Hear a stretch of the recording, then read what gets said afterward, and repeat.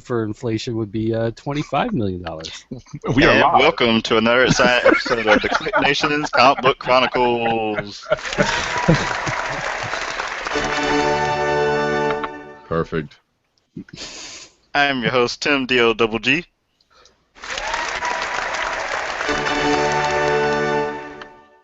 And tonight I'm joined by the man behind the sound effects at Agent_70 on Twitter. What's up, everybody?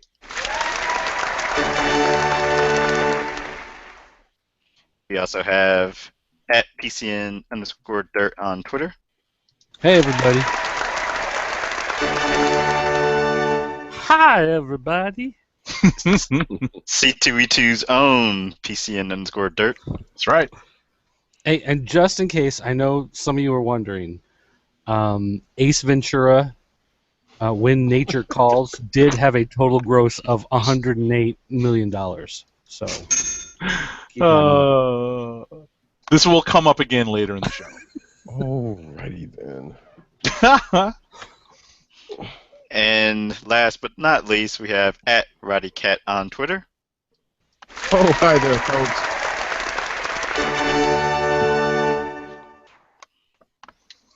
And tonight we'll be starting off the show with comic book reviews. Want to do our plugs? Yeah, we can do quick plugs. Go to theclicknation.com where you can find previous episodes of the Comic Book Chronicles and comic book reviews. Follow our Twitter account at CBCron. Like the Facebook fan page, facebook.com/theclicknation. And while you're going to websites, go to PCN Dirt's website, popculturenetwork.com. And if you go to theclicknation.com, you find all the various ways to follow us on social media with nice little icon links to click on. And while you're there, make sure to subscribe to our newsletter. And remember, we are part of the Cole's Little Podcast Network. Go to cspn.us. We record live every Thursday night, 9 p.m. Eastern Time. And if you're discussing comic books on social media, make sure to use the hashtags Comic Book Chronicles or CBCron. Stay up to date on all the nice comic book conversations. Alrighty then. So before the show started, I let my co-host know that I only read one book this week. We could start with that book, but I'll open it up to let someone else. Realistically, that's the big book of the week. Yeah, that is the big book of the week. I think we all read it. Okay. Well, in that case, we are referring to the 75th anniversary special issue for Captain America. And actually, it's Captain America Sam Wilson, but more. But not. Yeah, but not. It's more a celebration for Captain America Steve Rodgers. And it's a part of the Avengers Standoff event. A pretty big issue where Steve Rodgers, I guess Agent 70 can ring the spoiler bell. Alrighty. Captain America Steve Rodgers is reverted back to a more youthful state. Yeah, we're presuming that he has had the super soldier serum reactivated or reinserted into his body. Right. Well, that's my question. Yep. He's just put back to like a more youthful state, but did she put the super serum back in his body and all that good stuff? No, I think she just touched him. She just basically put his body back. Because, I mean, it's the Cosmic Cube, or she is the Cosmic Cube, whatever. So all she did was just like, hey, poof, you're back to normal. You're back to what you was. I mean, I think he identifies with the super soldier serum. Like, that's how he sees himself, and that's who he is. So when she restores him, she's just like, okay, well, this is the real, Steve Rodgers. This is what you turned into, and this is what you were. This is what you identify with. Boom, you're back to being super soldier. Right. Well, just very quickly. I've already rang the spoiler bell, but I'll ring it again. The mechanism, the Deus Ex Machina of the story, Kobik, right? This is the mechanism that that the creators use, that Spencer uses to restore Steve Rodgers back to his super soldier self. And the panels that lead up to this are basically Kobik reaching out to Steve just before he gets whacked by Crossbones, and she basically says to him, and I quote, "I can make you strong again," strong being emphasized, and I can make you a hero again, hero being emphasized. So I'm working under the presumption that she restored him back to, basically full vigor with the super soldier serum intact. Yeah. The weird thing about it though is I keep thinking she did it like issues ago. Like I think Standoff Alpha, because that was that one time when they met when she touched him and he was feeling a lot of pain. I think that's what she actually did. It just so happens that this took the time to kick in or something. I don't know. It was weird. So. Hey, Dirt, flash back to the last. This one? Yes, the last variant cover you had. I like this. I actually want to try to track this particular variant cover down.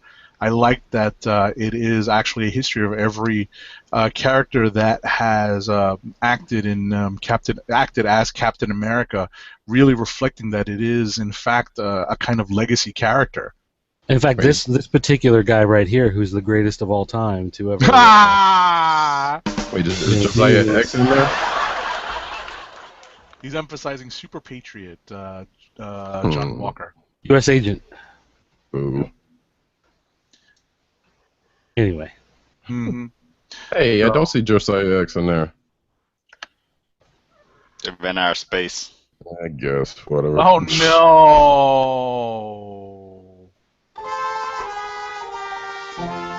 There was also the Women of Oh, Power nice. variant. Oh I wow! didn't see that one. I haven't seen that one. That's kind of an awkward pose. The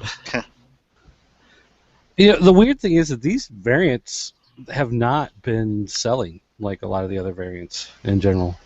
I've seen The a Women of few Power of ones. them. Like we even sell them at regular cover price. Like normally when you get a variant, you bump it up, like $1 or whatever. But Women of Power ones, we've just been putting them at regular price, and they're still not. Like there's just not much interest in them. Although, I mean, to be fair, if I'm looking at the slate of covers, I mean, you've got this awesome Regular throwback, cover, right? you've got this history one, and then that one. It's like, I really like these two more. Mm-hmm. And I ended up getting this one just because it's got the classic look to it. Right. The classic one is the one that was in my pull list, but I want to track down the. Yeah, well, this was the round regular table. cover. Yeah, I Yeah. want to track down the round table. How have those cosplay covers sold in the past? To be honest, those were ones with the funky ordering rules on them, so we didn't get a whole lot of them to begin with, and it really depended on the character. I can tell you the female ones sold a lot better than the male ones, but I mean in general they were just, we only had a couple copies of any of those covers when they came in, so in general they just weren't around all that long. Okay. But the hot females sure went out a whole lot faster. I gotcha. Did anyone read the? I mean, if we're done talking about the main story, because I think we already covered the crux of the story. Well, I was about to say, was there anything from those other side stories? The backup stories, I just wanted to mention a couple of things. One, the first backup story we get is by Joss Whedon and John Cassidy.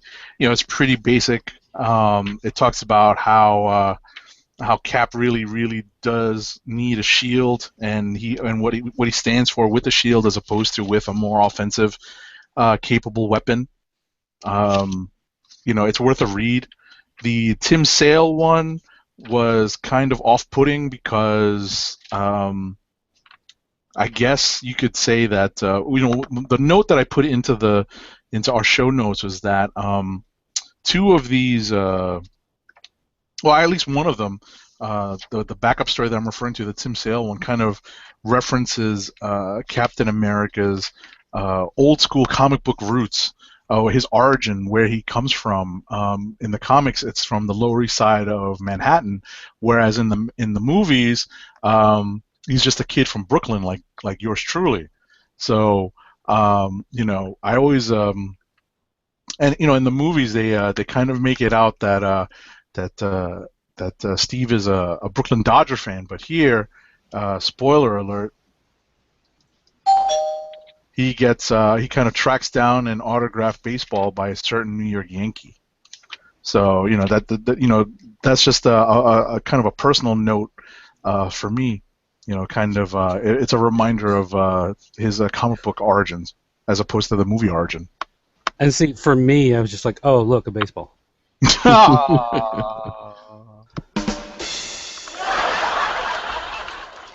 one thing I will say is that I've been trying to read all the standoff issues just because my son wants to. So, I'm trying to be the dad that reads everything first before he gets it.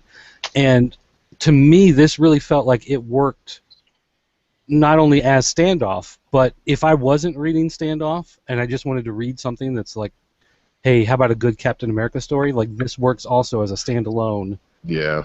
Like, you can tell that it's part of a bigger story, but you don't really need to read the rest of that in order to appreciate the story that's in this particular issue. Yeah, in fact, I kind of had that in my notes. It was like, this is basically a very Captain America story. So. I will say I like the art in the main story from both Daniel Acuna, who did the Steve Rodgers centric part, and then Angel Unzueta and Matt Yaki did the Sam Wilson quote unquote section that's actually started off the issue. Mm-hmm. I like that, especially the Unzueta and Yaki portions. And I think I've seen Unzueta's name in a couple solicits for other books, or maybe it's future issues of one of the Captain America books, so I need to watch out for that. And I did like John Cassidy's work in his and Josh Whedon's quick story. So that's cool. That's the only backup I got to when I saw the Tim Sale one. I had to stop. Gotcha. All right. So that's Tim's contribution to the comic book reviews this week. Now I sit back and listen. All right, gentlemen, let's see what else we have. Well, I did not read Darth Vader, so who read Darth Vader? I did. I did. So, Roddy, what did you think? This is a pretty effective issue for me. I would say so. It was we're still on that planet. We're still Vader kind of wrecking shop and whatnot. So if for all of the action that was in the story and the moving along that happened along with it, it was pretty good. I definitely liked that this issue had a lot of action in it. I could not remember what happened in the last issue, to be perfectly honest. Yeah.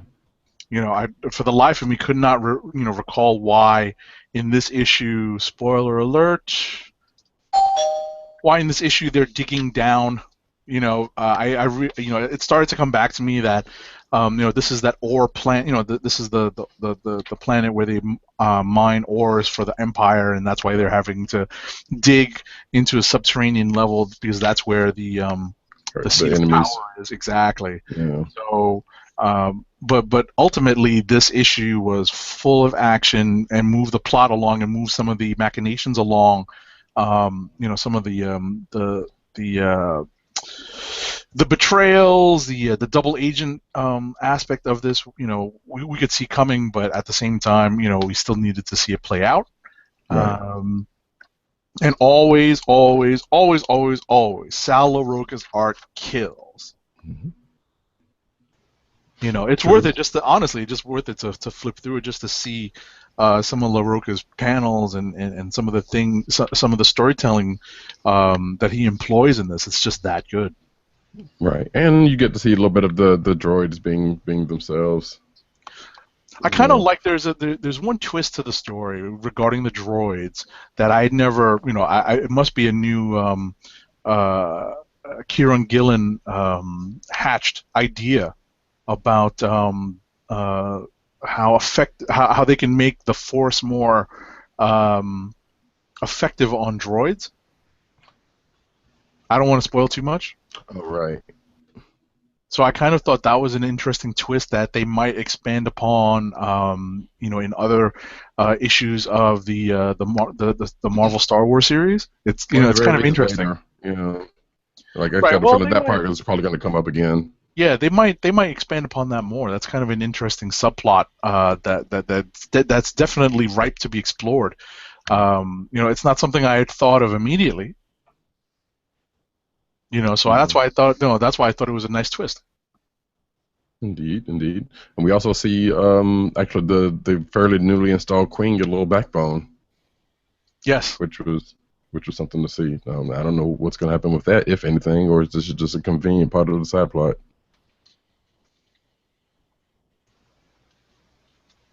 Okay. So we won't spoil too much more of what happens. I plan on reading it. It was just one of those things that slipped through my list. I just wasn't paying attention until we got ready to start the show, and forgot to read that. Mm-hmm. I started at 17 this week. Well, then you're almost there. Yeah. Actually, I've fallen behind on the Star Wars books. I haven't read Star Wars that came out last week. I might not even finish the Obi-Wan Anakin one because it started off so meh. There's really not much to that one. I never finished Chewbacca. Oh, really? Chewbacca was all right. It was fun. I think I have like an issue and a half of that left. Oh, man, you blow through that. Yeah. All right. What else? Who read all new X-Men? I skimmed it. I can't really speak on it. I got caught up to this issue over the weekend. I read the two before this one.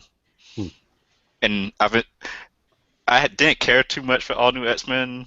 At least the first couple of issues I read, that whole initial story arc with the disciples of Cyclops or whatever they called themselves. But the stuff with the Blob and sort of like it's getting more into the interpersonal relationships of the cast, which is interesting to see. So that's my contribution. All right. What about Daredevil? I read that. I did too. I read that. It seems like our notes basically reflect the same kind of. What I said was it's a ho-hum ending to the story of with the mild spoilers to the story of the Hand striking back against creepy Ten Fingers. Yeah, I didn't feel like it was bad per se, but I didn't feel like there was anything all that special about this arc either. And the way it ended, like the only thing that really kind of caught me off guard that I enjoyed was the way in which Ten Fingers was dispatched. I thought was particularly inventive. Yeah. But I mean, other than that, so much of this particular arc has just been, replaying the same notes that we've heard before. Well, and setting up this guy, whatchamacallit? The cat-head guy?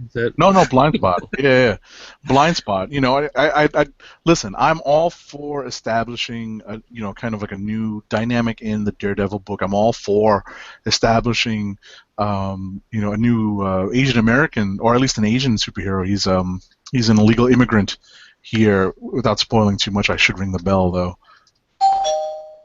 I'm all for that, but it seems like we are 5 issues in, and I don't really care about the character.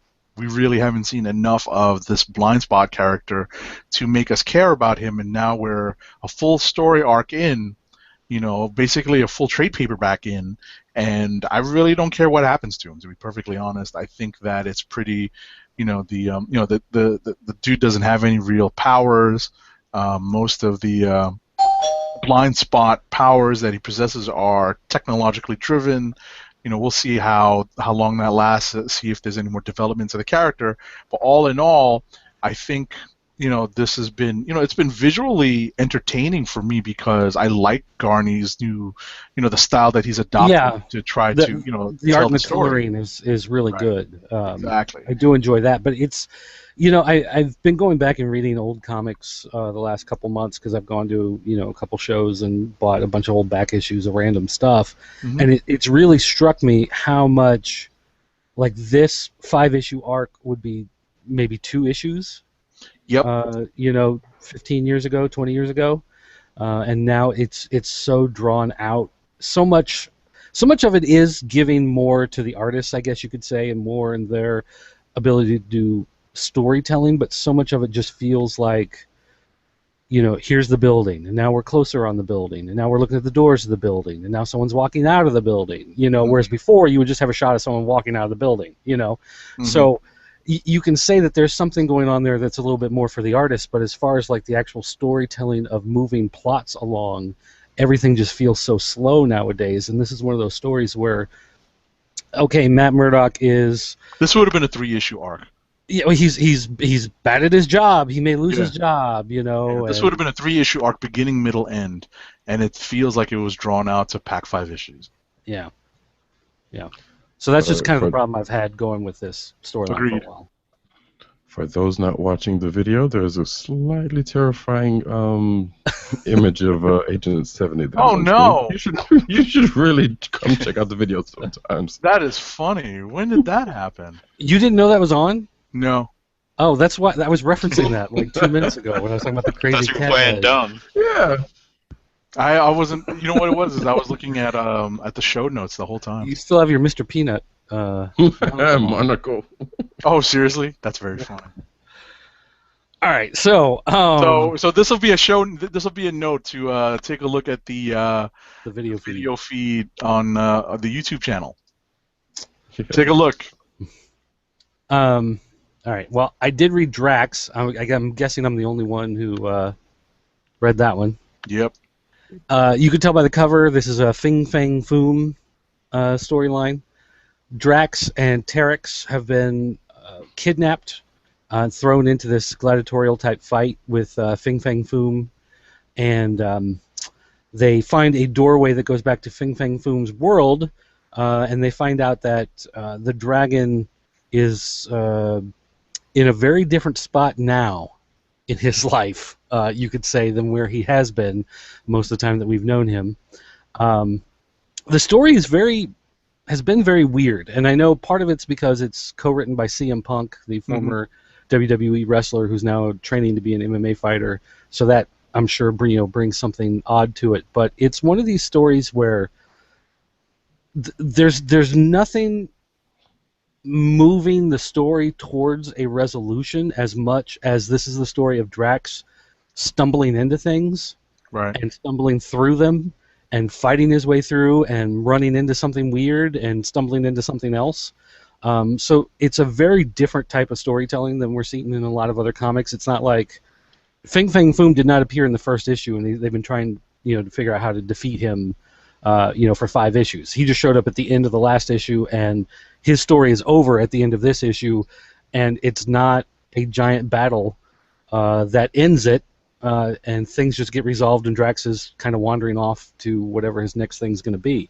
So it's a very different type of story that's going on in here, which I appreciate, but at the same time, it is another one of these books where you're not getting a whole lot of story in the issue. It's fun, it has elements of humor, and Drax is played a lot like the way he is in the movie, played by another wrestler, Dave Bautista. But it's interesting the way that they're doing the storytelling in this book, and I do appreciate that it has a different flavor than a lot of the other stuff on the stands. This isn't just Guardians of the Galaxy minus a couple characters, in order to tell the same type of story. This is going in a completely different journey, so it's been fun. I'm going to have to see what the next arc is, see how it starts out, to see if I'm going to continue with the series. I happened to buy the first 4 issues of this when I was on vacation, kind of randomly. I just wanted something to read. I was at a comic shop. I was like, I'll read Drax. So I bought them. I enjoyed them, and it was enough to finish out the arc. But I don't know if this has legs for the long haul. We'll see. All right. I give you credit for even giving it this long. Yeah, and it's not bad. I mean, that's another. It's kind of like the Daredevil in a way, where it's nothing fantastic that's going to blow you away and be like, oh, this is going to be on my top of the list for 2016 or anything like that. But at the same time, it's not terrible. It's not like JLA where you just want to burn it and it never happened. This It's actually fun, and it's actually. I can't even believe that you're still trying to read JLA. I dropped that ages ago. I dropped it. Are we gonna jump to that now? Okay, yeah, let's go ahead and pull it up because I did drop it, and then I try. I was like, well, it's a Justice League book. I should at least try to muck through it, and so I went back and caught up with it and read it, and it's so terrible. Here's your new writer of the Justice I know. League in DC Rebirth. When I heard he was taking over the book, like I wanted to smash something. Your note was not vague at all about how you felt about it. It's just this confusing, convoluted mess. There's a bunch of different ideas that just don't work together. They're trying to do. There's a character, Rao or Rayo or however you want to pronounce him, who's supposedly the god of Krypton, appears, and they want to give you backstory on the character. So instead of somehow offering up his history, or someone having a monologue telling what happened, or finding old historical volumes, they had Green Lantern get caught in like this weird time travel thing and finding out about him, and there are these other people doing time travel stuff because in parallel universes they've been trying to stop him and they couldn't figure it out, and there are these mystical stones that give people power, and it's just too much. It feels like one of those things where if you had 10 different writers trying to tell the story in one comic book, and each guy had their own little thread that they were trying to bring to the storyline, and you just have so much stuff going on that none of it has the ability to take any sort of weight, because you're jumping around so much from one thing to another, and something gets forgotten, but then it gets brought up again later on, but it doesn't really have any meaning. It's just there because they need something to fill that space. I mean, this story has just not been good, and I am not looking forward to Hitch taking over on Justice League as part of Rebirth. That's there's going to have to be some major editorial oversight. Oh yeah, someone's going to have to rein him in and shake him a couple times. So anyway, the only upswing on this issue is that it does have a really awesome variant cover. Neil Adams with Batman killing Superman with this kryptonite saber, which is actually pretty nifty. So that's the only upswing. The only good thing about this book is its variant cover. So that tells you a lot right there. Wow. Shout out to a friend of the show, Matt Wank, who apparently is who apparently liked this Justice League of America setup 8 issues in. Well, all I can say is that you're wrong.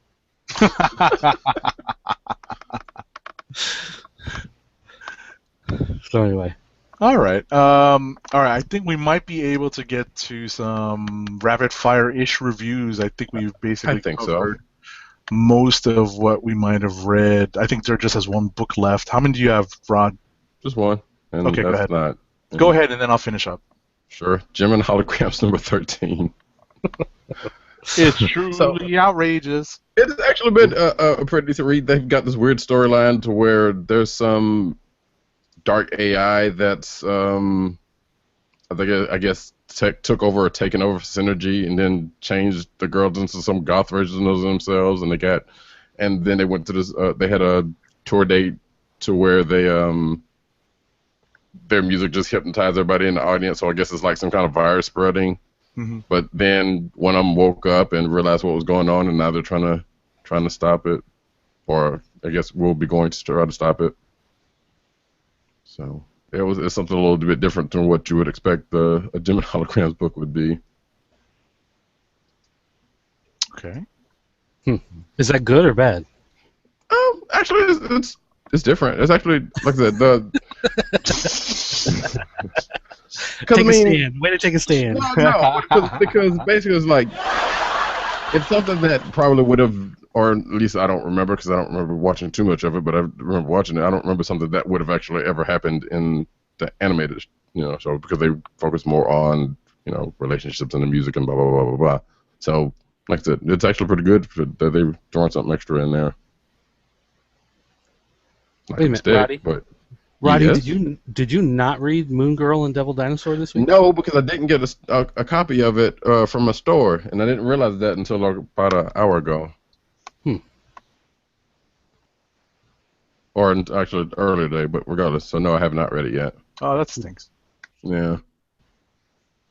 All right. Let me. You want to do 6 before I finish up, or? Sure. Yeah. Okay. So 6, I actually caught up on this over the weekend. Read 2, 3, and 4 this weekend, and then 5 came out this week. This is from 451 Media, and this story was put together by George Pelicanos, who was the writer and producer of The Wire. And basically, you have this team fought in the Middle East. One of the guys died. They uncovered a stash of money, and so they split the money and they sent the dead man's share, to his wife.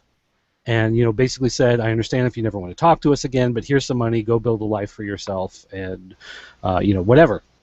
So then the story jumps 10 years later, and starting in issue 2, you see that the team is being called back together by their leader. And it turns out that the woman has started a new life for herself down in Mexico, and some drug cartel is moving in, and they want to use her coffee business to launder money. And so, of course, she stands up to them. So, of course, they set her barn on fire, and they threaten her son, and all this stuff is going on. So the leader of this unit is drawing the team back together so they can go down to Mexico and stop this drug cartel from killing their old teammate's wife. And the thing is, this is issue 5 of 8, and the team in this book, has just now gotten back together, gotten their arms, and have gotten to Mexico. So this story, I thought after reading the second issue that starting in issue 3, you would start seeing bullets flying and cartels being set on fire and thrown off cliffs and whatever, but they haven't even gotten to that point yet. This story is really taking its time in developing the characters. So when you see the characters coming back together, each character really feels like they're a separate person. Each has its own identity, characterization, and you can see the way they have worked some changes into the characters from issue 1 to where we're at now. That the characters are developed enough and individualized enough that you can see differences in them, but they still feel like the same characters. They've really done a good job with the characters. That's the main, focus of this book. And the artwork isn't terrible either. It's not the greatest in the world, but it definitely does more than simply doing the job. All the characters look distinct, and you can tell immediately, when they switch locations, how the backgrounds change and the vegetation can change, and all of that kind of stuff. So it's done a really good job with developing the characters and the locations and that kind of stuff, setting up the story. So there's only 3 more issues left in this series, and I don't know if the battle is going to start in the next one, if they're saving that for 7 and 8. I have no idea how this story is going to play out, but you definitely get the feeling that not everyone's going to survive this battle as it comes together. And as it goes on, you find more connections between the characters as time goes on, the difficulties that they've had with each other, or ways that they were closer friends than you thought, or whatever, as they're coming back together to reform this team. So it really does feel like a good action movie, the way it's building up those characters in the story, and I've enjoyed it a lot more. It was one of those things that I bought the first issue when it came out, pretty much because they have a new technology called T-Ink, which you can scan these little cards that come with it to unlock digital copies of the books and behind-the-scenes videos of the artwork being done, and coloring and lettering, and all that kind of that sounds like something Marvel should do. Yeah, almost. Except it's not like panel per panel. You're not looking at a panel and suddenly see something going, "Hey, kids, scan this." It's just bonus material added in the back, like bonus features on a DVD. And I say DVD in this day. But nonetheless, I got it to play with the technology, and I ended up really liking the story. And of course, it's from the guy who was the writer and producer of The Wire, so that tells you where the story's coming from. But it's actually been really well done. I'm really looking forward to seeing how it plays out. I've enjoyed it quite a bit. Cool. Given the name of the publisher, do they have another book called Fahrenheit? No, their tagline is that they have imagination to burn. Uh-huh. Uh-huh. But their company is built around actually. Don't take this the wrong way, but it's actually built around Michael Bay. Michael Bay is using his. The right way to I take that. know, I know. It's like throwing a hand grenade in the room and waiting for it to explode when you see that. With a slow motion walk as you go back, as you go behind it. But Oh. he's using his connections in Hollywood to get people who work on movies and TV shows to come in and start working on comics, and so that's how he got the writer producer of The Wire to come in and do this story. So, I mean, you got to give him credit, on some level. Which makes sense because, right, because you've seen that before. You have like Mark Guggenheim and them and Greg Weisman and other people who have done writing and or doing writing right now. So it's already been going on. I guess he just kind of saw it and right. kind of And this is Right, one using of his own network to do it. Mm-hmm. Yeah, this is also one of those stories that, I mean, DC maybe could do it as a Vertigo title, but it doesn't really fit, anywhere. Maybe an IDW or a Boom Or an would Image pick book, up yeah. a story like this. But yeah, so it just gives them, a place where they can come and just tell their story and put something neat together, and and it's 8 issues. It's not your standard 5 or 6 to fill the trade. They're doing their own thing, and each issue feels thick, like it's bigger than your standard book. I didn't do a page count on it, but when you pick them up and feel them, they are thicker. There's more pages than your regular comics, so they're actually doing quite a bit of work on these. It's pretty impressive. Cool. All right. Let's see. Let me cover what I read this week. I'm going to start with Hercules #5 and end very quickly. I'm not reading this anymore now that this opening arc is over. It was very blah. What started out as a pretty interesting premise, the gods of old being confronted with, potential usurpers and potential new deities, kind of ended. Didn't end with as much it just didn't end very well. I'll put it as simply as that. And I'm not going to be reading this anymore. I may read it once in a while for academic purposes, but it's not very interesting at this point. I'm going to reach 2 of the better books that I read this week. The first one being Aquaman #50. That's a surprise. Shout out to Classic Materia of the Cold Slither Podcast Network. I'm sure he'd be very happy to hear that I read Aquaman this week and liked it. It was actually pretty good. The story is an excellent jumping on point for new readers, and that's not, that's something that, we really cannot undersell on this show, because there's almost always new, with all these relaunches and whatnot, that they've gotten to an anniversary type issue number and issue #50 and created a good jumping on point is a great sign. It's a Dan Abnett pen story. Brett Booth and Norm Rapmond are the guest penciler and inker respectively, and I haven't seen Brett Booth's art look this sharp and this clean and this well finished in a long time. It's like it's a Image Comics reunion with these two, because I'm fairly certain that they both worked together on an Image or even a Wildstorm book. And Andrew Dahlhaus is the guest colorist, and his colors on this really make some of the costumes and the scenery pop. Spoiler alert! I don't know if this was in our news section later, our comic news section later, but Mira, who we see on the cover in her traditional costume, takes on a slightly new character and a new code name and a new costume, and I thought it made perfect sense. Is it Aqua Woman? Ah, yes, it is.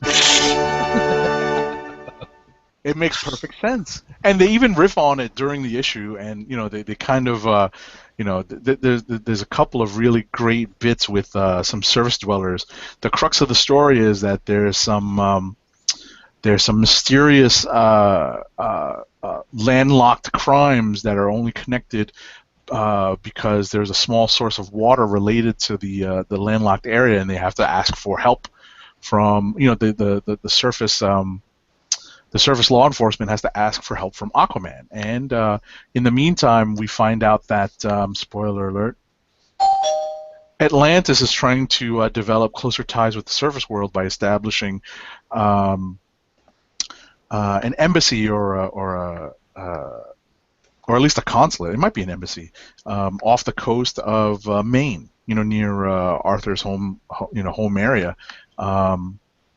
to facilitate greater connectivity between Atlantis and the surface world. So, part of that, what's going on in this issue is there is a push for, not a marketing push, but a publicity push, a public relations push towards that goal. So there's a few new twists to the Aquaman story that are introduced here, and like I said earlier, that makes this issue a great jumping-on point for new readers. I was actually pretty impressed by it. I don't know who is solicited to be the ongoing artist on this. It's kind of a shame that Brett Booth and Ratmond and the colorists I mentioned earlier are only a guest colorists. They would actually, I think, do a good job on this going forward. It's a really nice looking book. So, at least for this issue, it's a potential click of the week. It was actually a surprise for me. What was a serious click of the week candidate for me this week was Ragnarok number 8. This is a version of Thor by Walt Simonson over at IDW. This week I picked up the you can show the Mike Mignola cover, the subscriber cover, subscription cover. This is pretty sweet. This is something that if I saw Mignola at a con, I would ask him to autograph. Yeah. The story, I don't know. I don't remember much of issue 7. I don't remember when I read it. I don't know. I think it was after the book went on short break for Walt to catch up. But now we're back, and this issue is, full of huge Simonson action. It's basically this elf who was tasked with killing dead Thor, or the reanimated corpse of Thor. Now they're forced to team up. Where does that sound familiar from, right? It's superhero comics after all, and there's a subtle, slow progression in the story, but this book shines, absolutely shines. All you have to do is flip through it, and you'll be enthralled by the art. Laura Martin on the coloring does a bang up job. I think it's John Workman doing the lettering and the sound effects. It's just it's lots of fun. A serious candidate for Click of the Week for me because I didn't need to actually remember what happened in issue number 7. This issue just kept moving the story forward with a lot of action and beautiful art to accompany it. So this is a great read. Had a lot of fun reading this. Potential Click of the Week for me. And that does it for our reviews for this week. All right. Well, hang on before we go on. I want to at least mention a couple. X-Men 92 number 1 just came out. The ongoing series. Went to a signing yesterday with the writers Chad Bowers and Chris Sims. Of there you go. This and is the hip hop cover. I was gonna bring that up. Yeah. Awesome. The hip hop cover is Souls of Mischief. Souls of Mischief's 93 Until, which that was worth a pick up, and it was also done by Afua Richardson, so go check that out. There was who, by the way, the guys who seem to be really receptive of being on the show, so hopefully we will get that taken care of.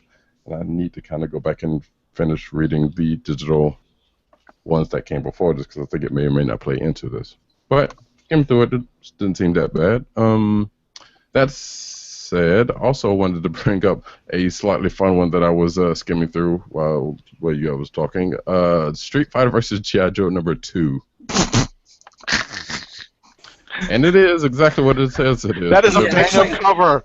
I actually want to try this because I was flipping through it and it actually looks really interesting. Yeah, it's kind of fun because it's basically they're actually doing some kind of tournament. I guess it's Shadowloo. We still don't know the whole full thing of it, but it's basically been a bunch of matchups between various people of both universes together. So and a couple of matchups that you didn't seem should work actually did. But it was a pretty fun skim through. Like I said, I don't know where this is gonna go or anything, but check that out if you're a fan of those properties. Well, because when they did, was it Transformers G.I. Joe? Yeah, I just couldn't click the artwork. It made me, but I just could not. Like, I wanted to like that book, and I just could not get into it because of the artwork. So this one, when they announced it, I was just like, yeah, I don't know. Yeah, but it's not flipping smart through people. It looks like it's actually pretty good. So. Mm-hmm. And that's it. All right. Alrighty. So let me do a quick ad read here. Skull Candy makes the best headphones, earbuds, and gaming headsets, all with lifetime warranties. Skull Candy produces many types of audio accessories, including headphones, sports earbuds, Xbox gaming headsets, PlayStation gaming headsets, DJ headphones, iPod headphones, and MP3 headphones. And now, for the listeners of Comic Book Chronicles, Skull Candy offers free standard shipping on your order. To help keep our podcast free, order from Skull Candy by going to cspn.us. That's cspn.us, then clicking on the Keep Our Podcast Free link. Click on the Skull Candy banner and then shop for high-quality audio accessories with free standard shipping. Skull Candy Audio through cspn.us. Do it today. So you do an ad before we do the clicks now, just to make people wait, like make sure they're listening to the ad. Yes, we do need clicks of the week, don't we? Wait, you still don't? Well, let's say. Well, I guess this would be the time to do it. Yeah. Yeah, and mine's going to be Captain America. As odd as it is for me to be picking it, this is just a great issue. Again, if you haven't been reading any of the Captain books, if you haven't been reading Standoff, it doesn't matter. You can pick this up. You can read it. You can enjoy it. It's a great story in this one. Yeah, and again, your note on that was quite telling.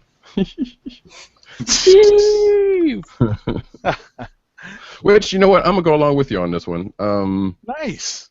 Because it for all the reasons you said, it was definitely a great read. It was a great Captain America read, and even though it was Sam's book and that part was played less into, but nevertheless, that was part of the. But if you buy this cover though, it doesn't say Sam Wilson. It just says Captain America. So you don't need to have Sam. Yeah, it's kind of a setup for the new Captain America Steve Rodgers book. So yeah. And we know this is Tim's click because it's the only thing he read this week. So that is correct. Okay, now Clean sweep. I was about to say I love the fact that of the first three members of the panel, everyone picks Captain America, and I'm probably the biggest Captain America fan on the panel. And you're going to pick something else. I'm leaning towards picking something else because I didn't feel as strongly about this Captain America story as maybe you guys did. I like the fact that it felt very organic. It was very much a part of the Standoff story. The reintroduction of Super Soldier Rised Steve Rodgers. But I think my click of the week this week is going to be Ragnarok number 8 because zombie train. I thought that's where you were going with that. I thought this is where you were heading. So I was getting ready. I love it. But you went off in another direction. So. No. Ragnarok number 8. Simonson at his, at a new peak of his powers. It was so much fun. So I'm gonna go with Ragnarok number 8. You being a Simonson fan, that's not a big surprise because I was about to say like being a contrarian but yeah. But I get it. All right. Cool. All right. Big news this week, guys. Is it really? Well, at least comic-wise. Before we get to all that, was it 2 weeks ago was the C2E2 weekend? All right.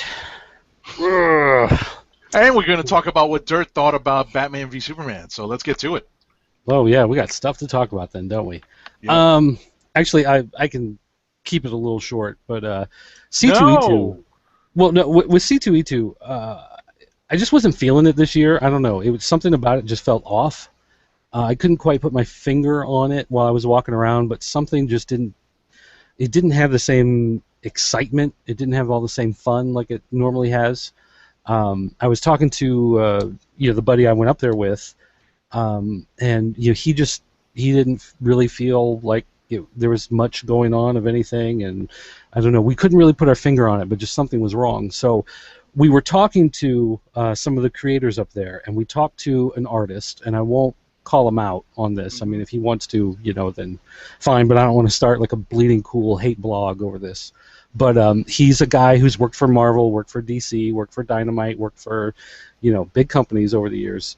And I was talking to him about the fact that it just kind of felt, off. It felt wrong. And he said, well, the thing you have to realize about shows now, because this guy, he makes more doing shows than he actually makes doing comics, because he sells a lot of art and prints and stuff like that. Stuff, yeah.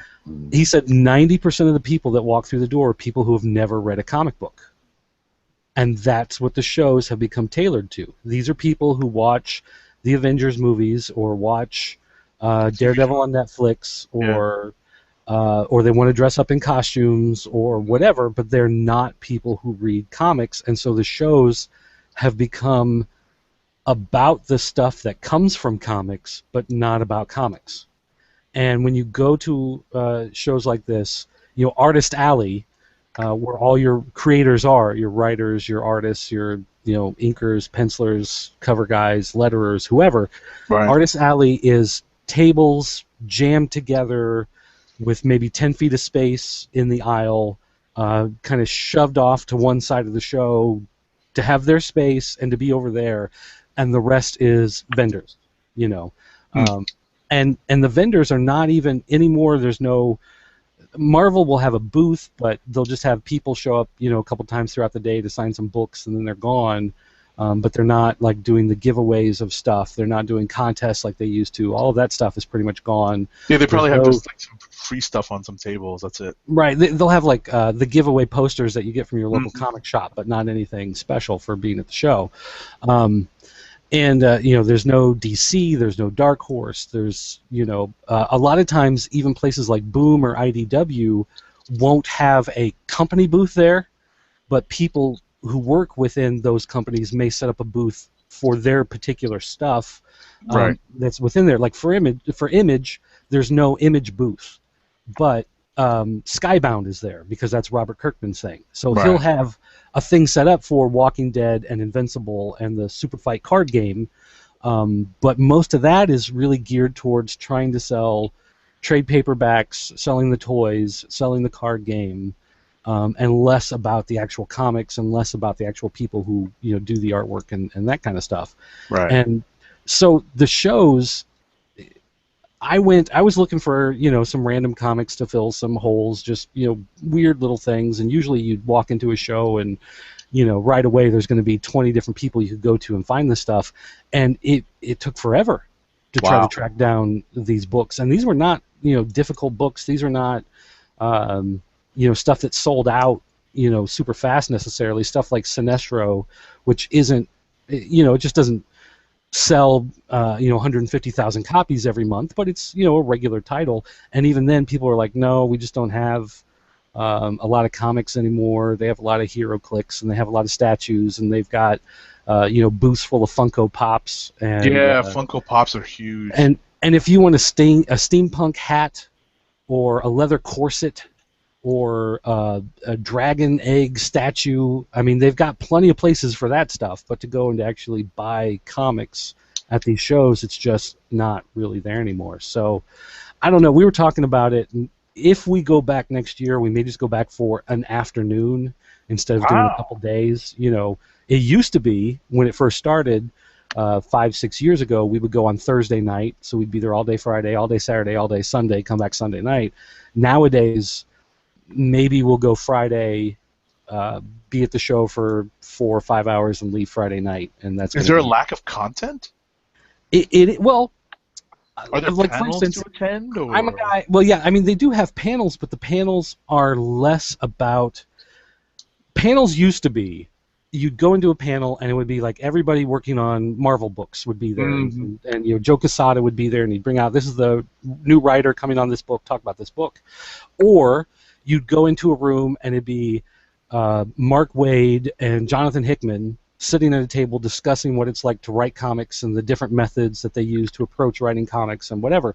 Nowadays, it's more about some guy who has this podcast and some guy who has that podcast are on a panel talking about like their favorite comics that they read, or how characters are becoming more inclusive, or about how do you consider yourself to have a comic book collection when all your comics are digital and stuff like that, which is, again, okay, so I guess we shouldn't start with those topics when we decide to host a panel. But it's one of those things where it's become so little about actually comics and more about the things that come from comics.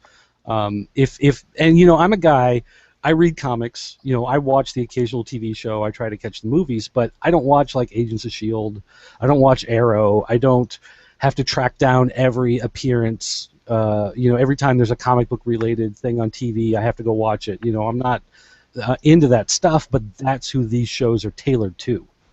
So if you watch Walking Dead but you've never actually read the comic, the show is more geared towards you than someone who's read the comic and also enjoys the show. Which is a fine distinction to make, but that's really what the shows have become tailored towards, is more of that general audience, which I understand. You widen the scope, it brings more people in, whatever, but it's not bringing them in to try to get them to read comics. It's bringing them in to try to push on them all the related stuff that they're already into. What I was going to ask is, C2E2, when it was initially introduced, is supposed to be maybe not one of the flagship cons around the country, but it's supposed to be because of its proximity to the Chicago area. I know it's not in Chicago, but it's in the Chicago area. No, it is in Chicago. Oh, is it? Okay. Yeah, it's right on the waterfront. When it started, was it in Chicago, or did it move towards? Okay, I apologize. No, it's always been, yeah. So I may have been mistaking it with maybe the Wizard show that was maybe on the outskirts of Chicago. Yeah, well, Wizard is out at Rosemont, which is out by the airport. Okay. So farther on the far end of town. This is much more downtown. Chicago proper. Right. I gotcha. Yeah. On the waterfront. So but that being said, what I was going to say. That being said, my understanding was that this was, maybe not New York or San Diego, but maybe just a half step down. You're making it sound more like a regional show where you wouldn't necessarily expect to have, major guests. But my understanding is that, C2E2 still has a decent number of guests if you're looking for sketches or autographs. It's weird because, 3 years ago, when Mike Mignola was there, he had a panel. And he talked about all the stuff that he was doing, all the stuff going on with Hellboy and BPRD and all of those characters, talking about his artistic influences and where the stories come from and whatever.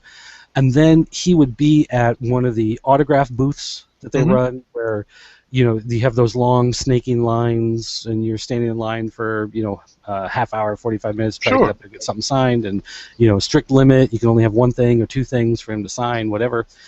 But nowadays, the people in those lines are the guy who plays Jimmy Olsen on Supergirl, and one of the brothers from Supernatural, and some guy who was in Game of Thrones. They're in those things. Mike Mignola was given a table in Artist Alley, and so he's not a crowd person. He's not someone who likes being in the mix of things. So he would show up, and a line would form, and he'd sign everyone's stuff, and then when it was over, he'd be gone, and you wouldn't see him then, for several hours until he would come back out and just wander back to his table. But because he was doing that, there was nothing set up at the table. You couldn't go there and buy his comics or buy prints or buy, trade paperbacks or any of that kind of stuff from him, because, he didn't have a booth. Right, he didn't have a real setup, right? Right. He just had a table there because guys like that are not given that type of headliner position anymore.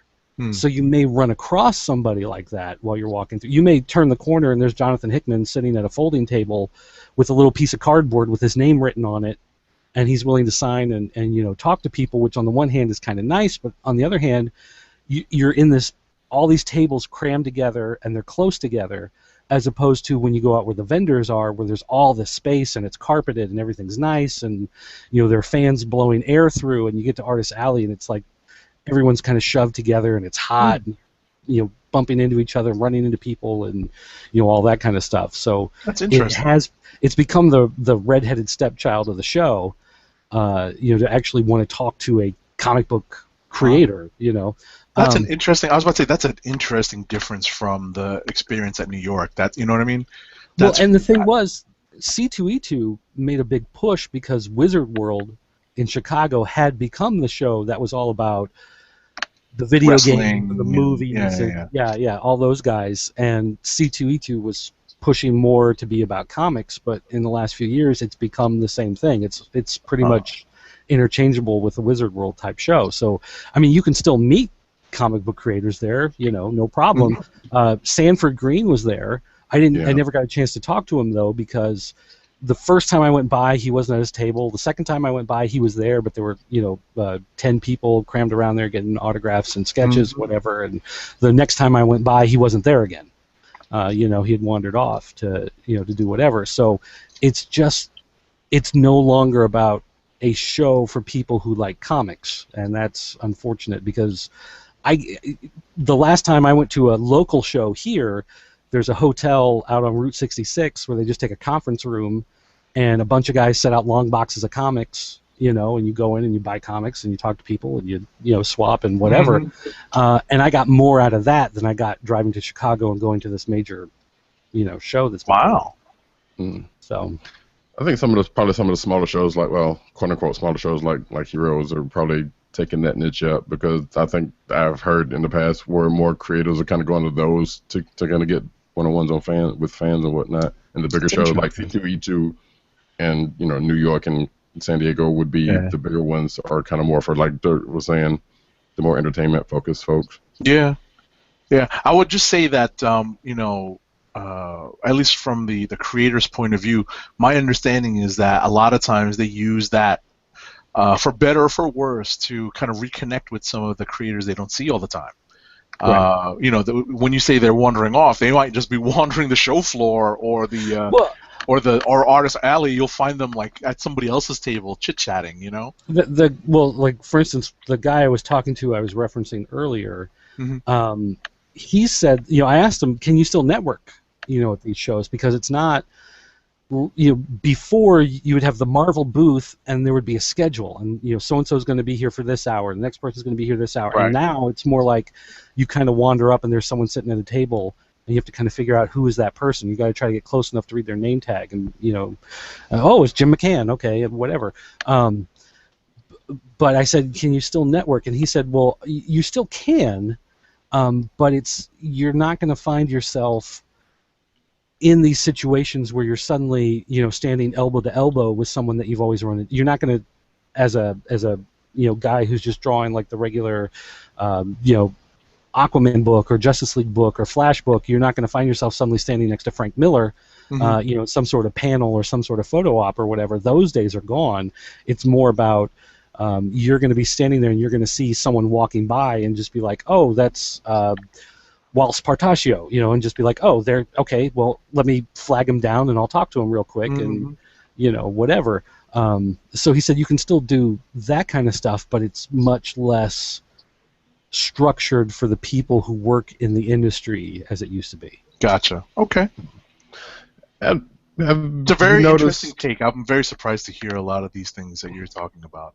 Yeah. Have you noticed, maybe it was just me and what was going on at the time, but there didn't seem to be a whole heck of a lot of news also coming out of C2E2 as opposed to in the past.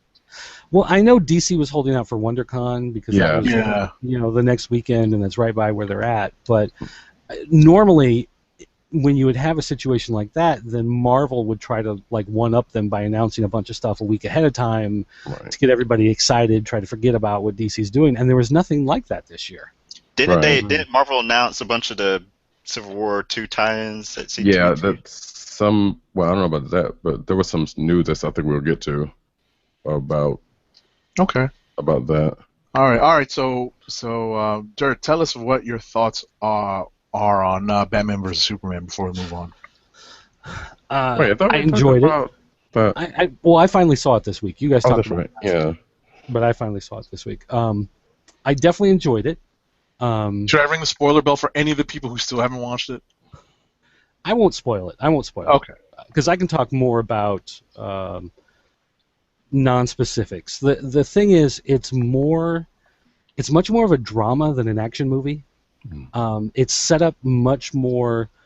Things happen and people react, and you have to figure it out. There's no soliloquy from the villain where he lays out everything that's happened and everything that's going to happen for people to follow along with.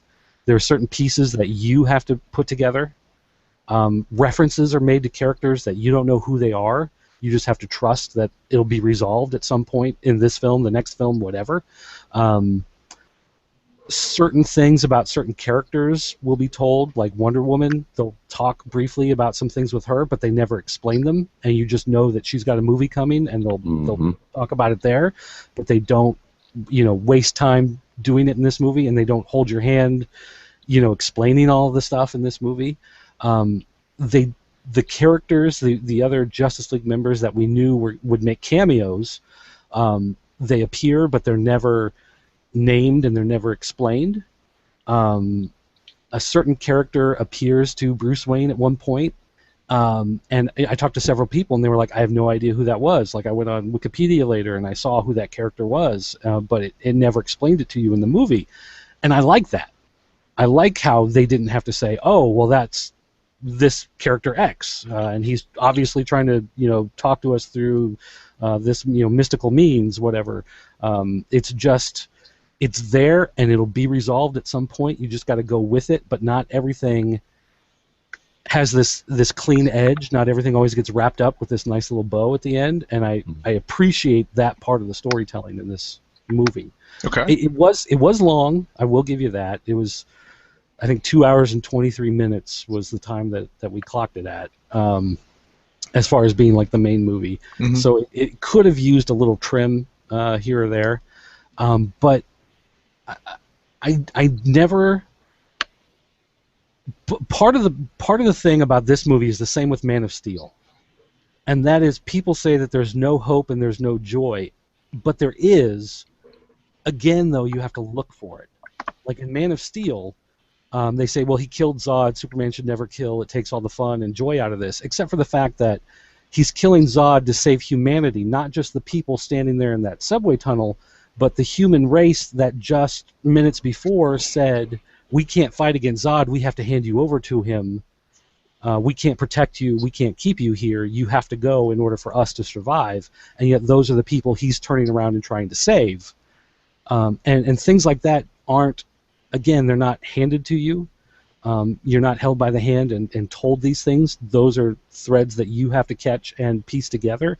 And there's a lot of that in this movie, where certain motivations and certain themes get played with, but you don't have, Batman's never standing there at some point, just explaining to everybody why he's doing what he's doing and why he changes his mind and why he suddenly sees a glimmer of hope in this guy who previously before, he wanted to destroy.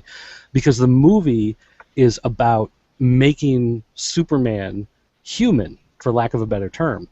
In the first movie, it's all about people are going to be afraid of you, you're different, you're never going to fit into this world, nobody's going to like you, blah, blah, blah, blah. Whereas in this one, now you've got the world broken into two groups. These people still fear you and hate you, but these people now worship you as a god and hold you to a higher standard that you could never live up to.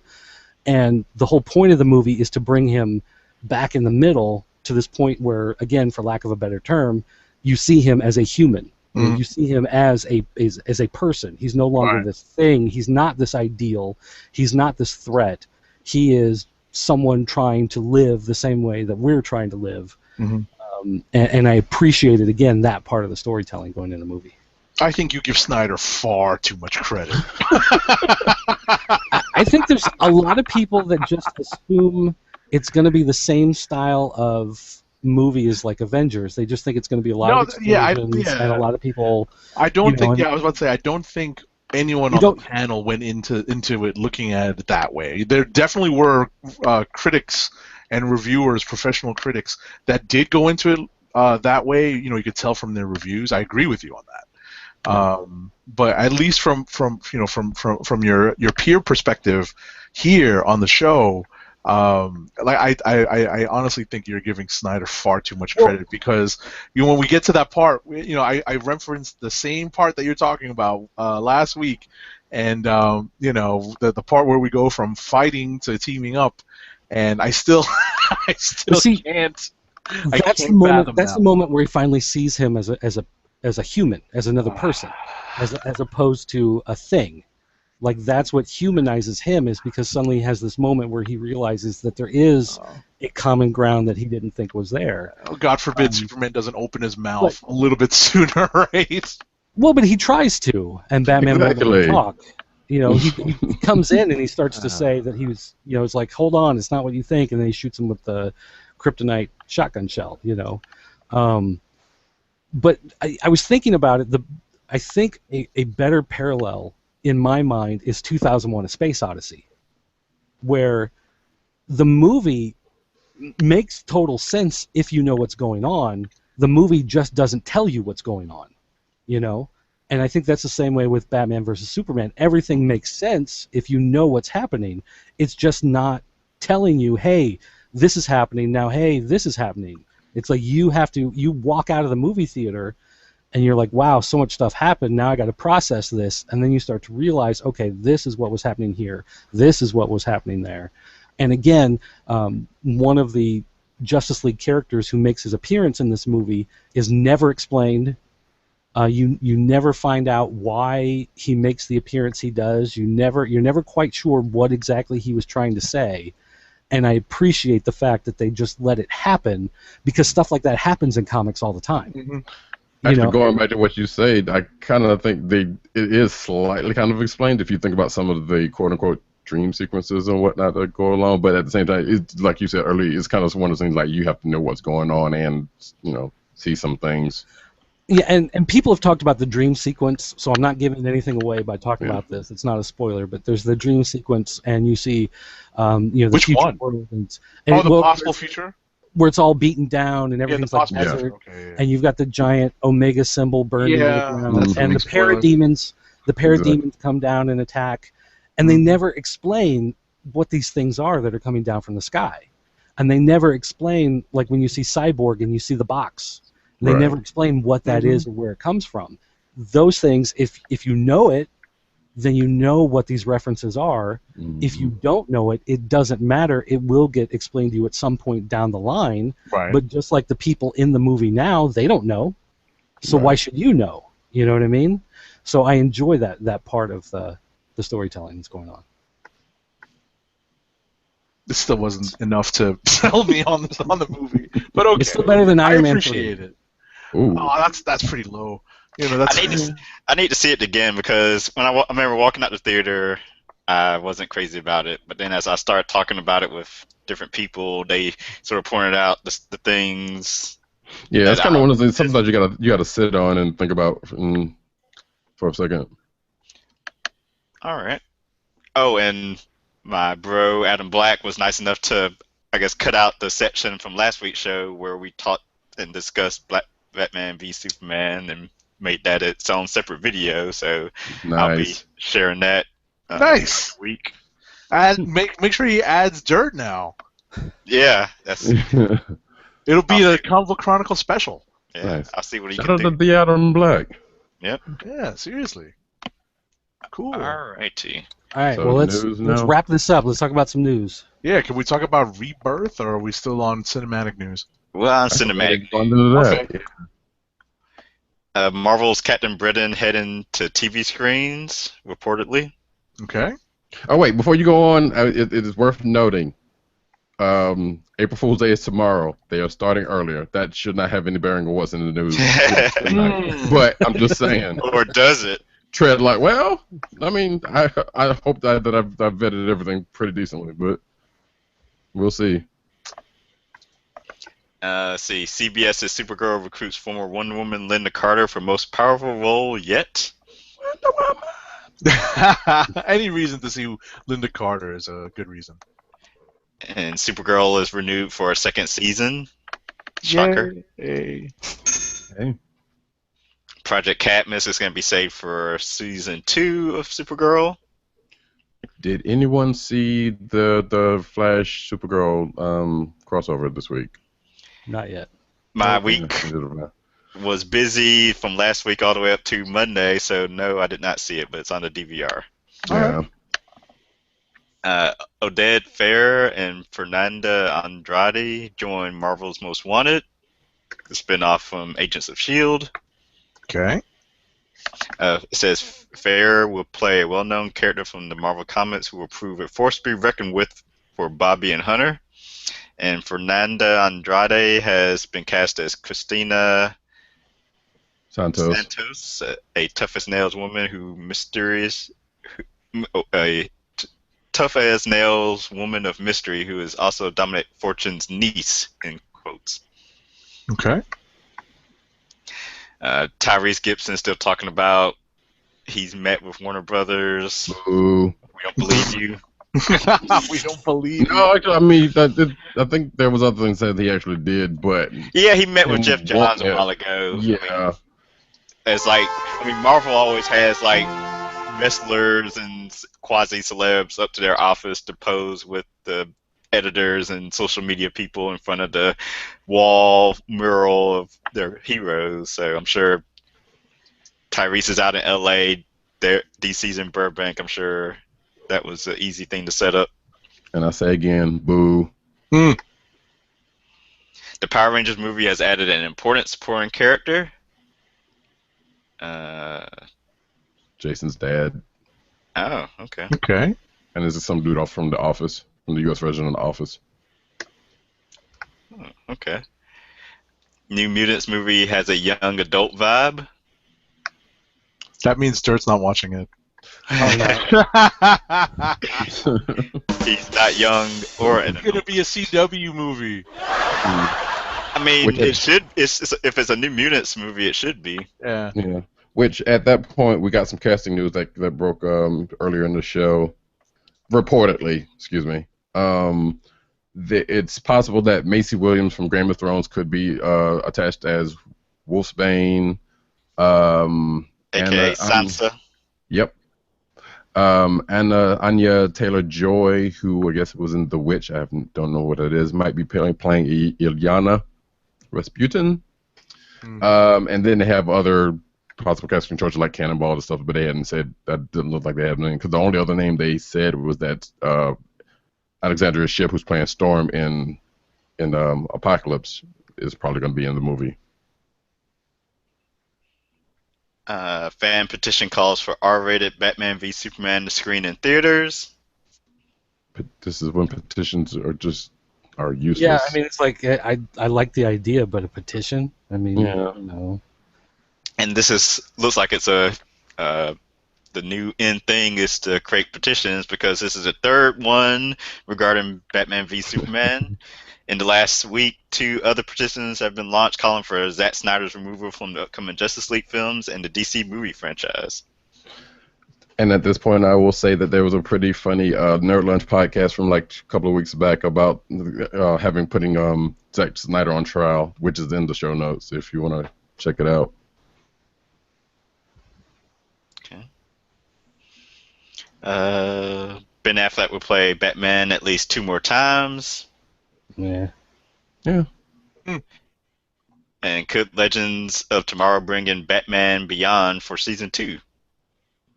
Oh, that's right. Maisie Williams playing Anya, not Arya, not Sansa. Sansa was the older one. Thanks, Matt Wang. Follow him on Twitter at MattWang97, I believe. Yes. Yep. We got a first picture of the Amazons of Themyscira in the upcoming Wonder Woman film. I'm going to skip one.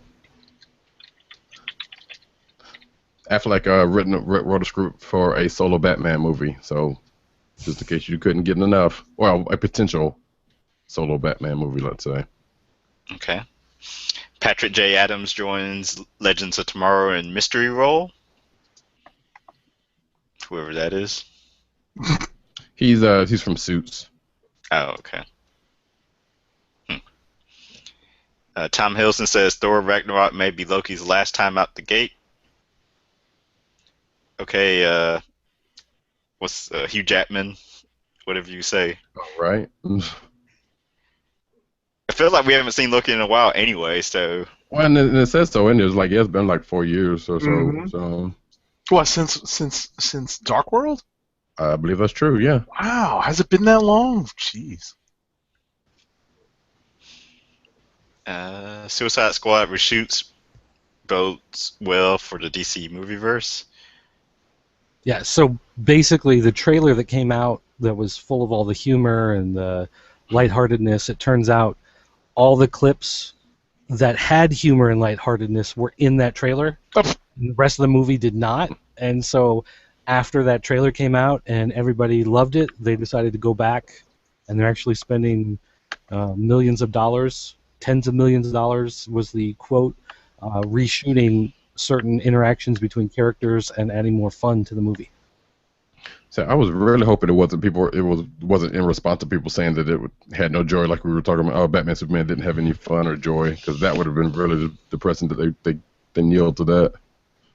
No, it has more to do with how well that trailer went over. Sure. And once they saw how well that trailer went over and how well Deadpool has done with being, as completely non-serious as that is, they decided to go back and add a bunch of stuff to it. All right. And let's get to that comic book news that everyone's been waiting for. Our thoughts on the DC Rebirth. I guess we can start there. Christopher Priest is writing Deadpool. I will be reading that book. Deathstroke. Deathstroke. The DC Rebirth is really taking long time. Pardon me? But I was about to say, were you looking at the cancellations, the Marvel cancellations? Goodbye, Angela, Queen of Hell, and Howling Commanders of S.H.I.E.L.D., rest in peace. And possibly Illuminati and Hercules, and they said there's a couple of them that didn't have solicitations. Right. Or future solicitations. Red Wolf, the ones we've already pretty much talked about, that may be leaving. Right. So am I the only one that watched the live stream of Rebirth? Yeah, you might be. Probably. I watched part of it, but I had it on in the store while I was doing stuff, so I didn't get to see all of it, in depth. But I did, have it on while I was there. It was pretty fun. Near the end, the feed stuck, and so I stopped it. And actually, the last 2 days, I went back and rewatched it and actually got to the part that I missed. So I guess there was like maybe 5-10 minutes of it that I missed at the end, but I mean they had already announced everything at that point. Let's see. Surprises for me were, I guess, seeing like Sam Humphries from Marvel taking on Green Lanterns plural. Josh Williamson on The Flash, as Roddy Cat mentioned, Christopher Priest on Deathstroke. Brian Hitch, of course, on Justice League was a surprise in the, I guess, negative column. Mm-hmm.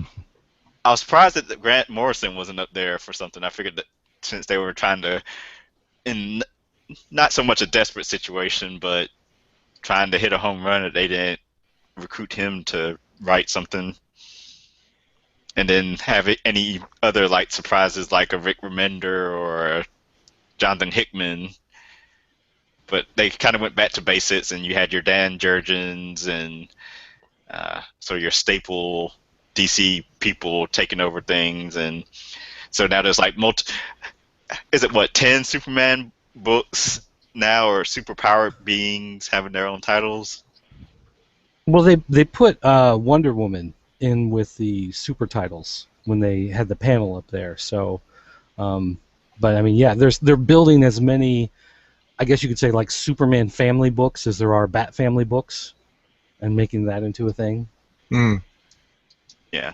So there's like the new Superman, which was retitled from the Superman. When they found out, I guess there's no Chinese word for "the," I think is the way I heard it explained. So that's another thing. Like, it seemed like there was a game of musical chairs going on behind the scenes with creators pitching and not finding out they had stuff until like the last minute, because they had the title "The Superman" and then they didn't decide to change it until I guess they decided on Yang's script for it. Mm-hmm. According to Bleeding Cool, Margaret Bennett was supposed to write Wonder Woman until the editor was changed on it, and then they were able to pull in Greg Rucka. Wow. Is that really the case?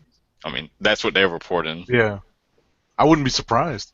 And she came out with a Patreon, I guess, not too long after the fact. And in her note, she was saying how she lost out on a gig and she needed some money to help pay some surgery bills and whatnot. Ugh. So that kind of had to suck. Yeah. What's the other takeaways? I like how the new Superman, it kind of reminds me of Doomed. It's like let's create another new Superman character that has powers of Superman or powers from the enemy of Superman, and try to appeal to a new demographic. Mm-hmm. Doom could have worked. Damn it, that was a good book. Yeah, it was for a while. But yeah. Well, the only thing I was going to say was the things that I really took away were Flash and Supergirl are going to be a somewhat younger, more lighthearted type books, like the TV shows tend to be. Okay. Suicide Squad, the team is going to be changed up to match closer to the movie. Mm-hmm. So there's some of those subtle things, and then with some of the stuff they're doing with the Green Lantern books, they're talking about a new Green Lantern movie being in production, and they're bringing Power Ring in, the female Power Ring in as an actual Green Lantern now. She's got a new costume, and she's going to have an actual lantern ring, which makes me think that she may play a big part in the new movie that's currently in production, with the way that they're synchronizing some of this stuff. Right. There was something else. Simon Baz is going to be there too. Yeah, there's something else I was going to mention. Oh, the Batman line was, of course, the one they kicked off with, and to me the most appealing. I like the detectives being turned into a team book with Batman. See, I don't like Batman. that. I don't like that. Well, because Detective was, I like it. What was supposed to be quote unquote the detective book where Batman actually did, detective work, whereas, right. The mainstream Batman book was where like kind of the bigger character moving arcs were told. So. Yeah. So I guess if they had took that story and made it into like Batman Incorporated, it would have been okay. Maybe. Francis Manapul though is doing a book that's the Superman, Wonder Woman, Batman, like focusing on those three characters. Yeah, Trinity. So that one actually looks really good, and I really like him. The work he did on Flash was great, and he did some work on Justice League that was really good. So I'm looking forward to seeing how that plays out. That Tom King Batman has kind of got me curious to read it. Yeah, Tom King, so gonna read that. I like that DC gives a lot of artists the chance to do the writing and art for the books, because Phil except for Brian Hitch. Well, he can't keep a schedule. And not even a double shipping schedule. Yeah. Phil Jimenez doing the Superwoman book. Oh, that's another thing. Greg Rucka, when he was talking about Wonder Woman, because that one is going to be a double shipping book. What he decided to do was to have two different stories going on. One set in the past, in the early days, was Wonder Woman, and one set in the current time.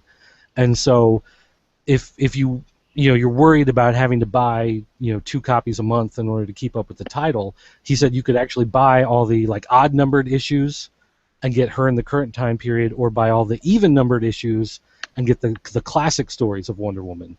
But I thought that That's was an cool. interesting way that he was doing that double ship, was to basically be doing 2 different series, but just having it under one banner. I thought that was a neat idea. I like it because I haven't seen it done before, but I wonder how that's going to make for a reading experience. I thought, Dirt, that you would have that you'd be happy to find out that in Rebirth they're going to expand on the pre-New 52 Superman's role and kind of go from there and go with, sons of some of these characters. Right. Well, they haven't made it exactly clear where everything's going to play out. I mean, we've got his son, they showed him in a Superman costume, so he obviously is going to have the powers and everything. Right. And Superman will be, I think, in action. Maybe was the one that they showed that was going to have him being in the story, but I still want to know how the current story is going to wrap up before we get to Rebirth. So I'm not even thinking about Rebirth yet, because I like the current storyline so much that I'm not even, like, we'll get there when we get there, but I want to read the current stuff first. Gotcha. Part of me wonders, is the New 52 Superman going to die in the Rebirth special, 80-page special? That's what they're teasing, I think, because that may be how this Asian brother gets the Superman powers. Kick him out, let the old man take over. Not the Flash dying this time? Right. So. And I do like the new Blue Beetle is actually going to have both Blue Beetles in it. It's going to have Ted Kord and Jamie Reyes in it. Okay. So I like the Ted Kord character because I like the old Charlton comics, and I like going back and reading that old Steve Ditko stuff and whatever. So Ted Kord was always, and he and Blue Beetle, or Booster Gold, the two of them running around together in the DC universe was always one of my favorite aspects of it. So the fact that they're bringing Ted Kord back in order to have him in the series, but they're still going to allow the new character, to also reemerge. I enjoy the fact that they're bringing the two of them together instead of, you're going to have the internet message boards fighting over, if they only did one instead of the other, then everyone's going to have a flame war about them. It's like, here's both of them together. Everybody's happy. Now sit down and shut up and read the comics. Like Spider-Man and Captain America. Mm-hmm. Okay. So that's DC Rebirth, and we'll be covering that and everything else associated with it this summer. The Sons of Anarchy creator Kurt Sutter working on a creator-owned series at Boom. Looks like it's called Lucas Stand. DC Entertainment partners with Random House for a new series of young adult novels. Molly Danger joins the Actionverse crossover in issue 2 preview. Marvel held a Civil War II Next Big Thing live blog or live conference call with Bendis where they didn't really give too much information. I was checking up on it during work, and I didn't see too much besides some cover preview, cover reveals, and they didn't really give too much away. Yeah, they're talking about some new Inhuman who they gave his name, who don't want to be an Inhuman. He just wants to be a human. Never mind, that was a lost joke. Anyway.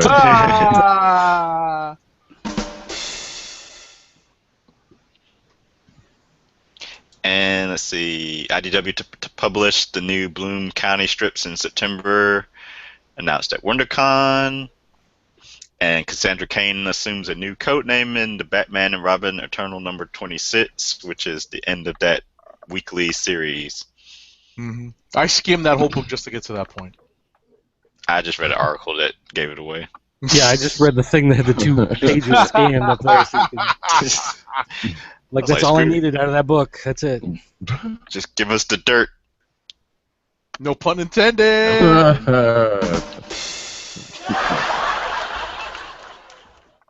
Cool. All Getting the last ad read up here. But I want to thank everyone for tuning in to tonight's episode of Comic Book Chronicles.